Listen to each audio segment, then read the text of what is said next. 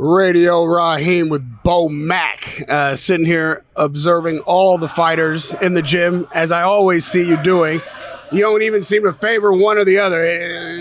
You sit here and watch the entire gym while there's a multitude of fighters going at the same time. What catches your eye? What makes you focus on one guy when there's 7 guys trained at the same time? Well, I think more or less it's like it's whoever got the fight coming up next. So if it's fighter A and fighter B and fighter C in the gym, and fighter C got a fight next week or week after next, that's what my focus is going to be. And the good thing about A, B, and C fighters is training in the gym together. Most likely they should be able to push each other, and that's what make the trainer's job a little bit easier. Crawford definitely likes that kind of environment where people are pushing each other. In what ways do this caliber of fighter sharpen each other? Because they are at different levels. There's world champions, there's contenders, there's new fighters to the professional game. What is the dynamic and actual in practice techniques that help fighters when they train together constantly? Well, if you got a world champion, as in Terence, and then you got a little young fighter, let's say Shawn Davis, and they've been in the gym together, and they get to a place where they training together, say in Vegas, like where we at. Keyshawn wants to be where Bud is at, and Bud wants to show Keyshawn how to get there. So he's going to train hard because he just trained hard every time that he trained, unless he's told something different. So if Keyshawn is watching him, he should be able to pick something up off of that as he move forward as being a fighter. Terence and Shawn, they haven't trained together in a long time, but they've known each other a very long time. Is there anything that adds to Crawford's ability to size up Porter and design a game plan for him that other fighters might not know about Shawn? No, I don't think so, because Terence was at 130 something, 32, and Shawn was at like 65 or 56 or 65. I think where the rivalry probably comes in at is just the will and determination from each fighter that wants to win. And just by coming up with each other and seeing what each other accomplished in the amateurs up until this point, it just makes for a great fight. I saw Terence, what it looked like circuit training, right? It was 2 minutes, 2 minutes, 2 minutes, 2 minutes, going around and around. Is that something you employ for every fight, or is that particularly for preparing for Porter? We call that the Xbox, and we implement that for every fighter that comes through the doors, from the amateurs to the beginners, to the world champions. It's a way that you push them, and you kind of work on things during the week, and then at the end of the week you kind of touch every little small thing that you worked on during the week. So that circuit training, that Xbox is something just refreshing their mind to where, okay, this is what we did during the week, so let's continue doing what we need to do to go into the next week. We saw him inside scrapping with the shield, even on the mitts, some little wrestling. How much of that do you think is going to play a factor on fight night? Oh, that's going to play a big factor. That's why we do it in there, because Shawn can bring that to the table too. We didn't see him be scrappy in there and the rough guys up and push guys back, push their back to the rope, and so we just trying to implement everything that we think what he might bring to the table. What kind of challenge does that pose for Crawford? Well, just Bud just being Bud. I just think that from day one, from him being boxing from 7 years old all the way up to now, that I think he's seen it already and experienced it already. If it wasn't from a fighter, could have been from a sparring partner or something like that. Over this past year, it's been locked down for everybody, so the inactivity is not unusual. And in the past 2 years, it's really just been one fight. This will be the second in 2 years. How do you maintain your fighter's sharpness? I see the conditioning is there. He seems to be in the gym. But without actual fights, are you at all concerned about ring rust being a factor come fight night? Well, one thing that we do is, Terence does, he definitely stays in the gym. And I'm sure Shawn does too all the time. But if you stay in the gym and get that sparring in a couple times a week or, maybe twice a week or, and constantly during the course of the year, you're going to continue to be sharp. Not as sharp as you want because you're dealing with, 16-ounce gloves and headgears and protection. But you still got that sharpness. You still got that awareness that, gloves is coming at you. The roughness is going to be there.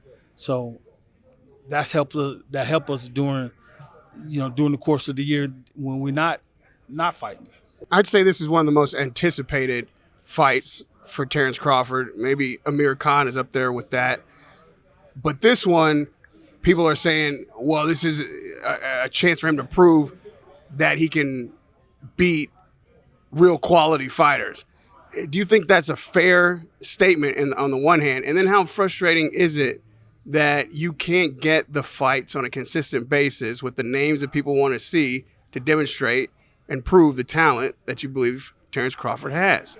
Well, again, that the fights that we want, they got that politics that plays a lot into it. With he on this side of the street, on that side of the street, and that's been going on for a while. But slowly but surely, it's kind of been breaking the barriers of fighters, fighting each other from that side to this side. So that's a good thing. The second thing is, Bud has always been that high level type of fighter, and the world knows it. He did it at 35. He did it at 40, and he's trying to break barriers down to do it at 47. And for Shawn to be able the one to accept this fight, which is really great for they're both for fighters, especially for Terence because they always say that he hasn't fought a top level welterweight, and they say Shawn is a top level welterweight, which I do agree with. But the difference is that the ability, the boxing and the boxing IQ that Buzz bring to the ring is what's going to make the difference.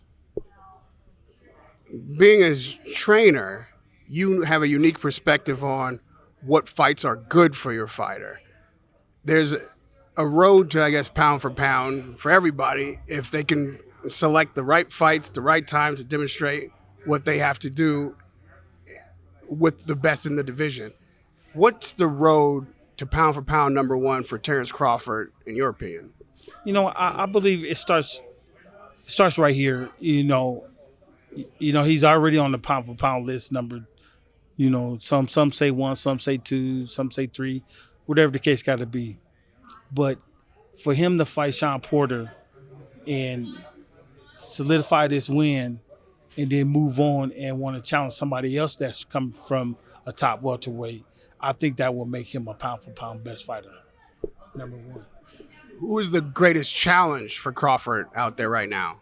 Well, right now, I think that Porter is. I think Porter is because, all of Porter's losses came by split decisions. So at any time he could have won any of those fights. He might have fell short, fall short of something, and then he'll go back to the gym and correct it. Him and his team go back and correct it. So that's what make a good fight for Terence, because I know for a fact that what they over there working their ass off to beat Terence, and they're going to do everything as possible, just like we doing everything is possible to get that win. So right now it's going to be Porter, and then after we get past Porter, then we'll look ahead of us. I don't know if you've had a moment in the corner that really was intense because your fighter was dealing with serious adversity. I think sometimes people are excited about this fight because they think, well, with all that pressure and Shawn's output, that maybe he can get Terence in trouble. No, we couldn't predict what might be the catalyst for that as far as the styles go. But if you have Porter causing problems for you, what is it that you tell Crawford that might be the motivating factor or the technical thing that he does, if you had to pick one thing that could get the win for him against Porter? Just take your time and relax. You know, when you relax in there, and you can see everything coming. You know, you might want to turn him a different way, or you might want to add this, you might want to add that. Or, you know, I don't want to put too much out there though, but is wise enough to make those adjustments himself. And if he don't do it in time enough or fast enough, that's where his corner come in at. And you know, me and him pretty much think alike. So if I think he needs to do something, it probably take about 15 seconds before he actually do it, before I even start yelling it out. So he's pretty wise in there, man. And again, if he hasn't made that adjustment yet, then that's where I come in at, and just remind him of things that we worked on in the gym. You know, I will never say nothing to him that he's not familiar hearing. It's something that we worked on, or something that he already seen before. So I think it's gonna be pretty easy for him in there. The game plan that you put together and the strategy you intend to employ, if that is successful, if it works just the way you planned it, what is the outcome of this fight exactly? You know, we definitely gonna get the win. And we train our ass off for 12 rounds. Maybe 15 rounds.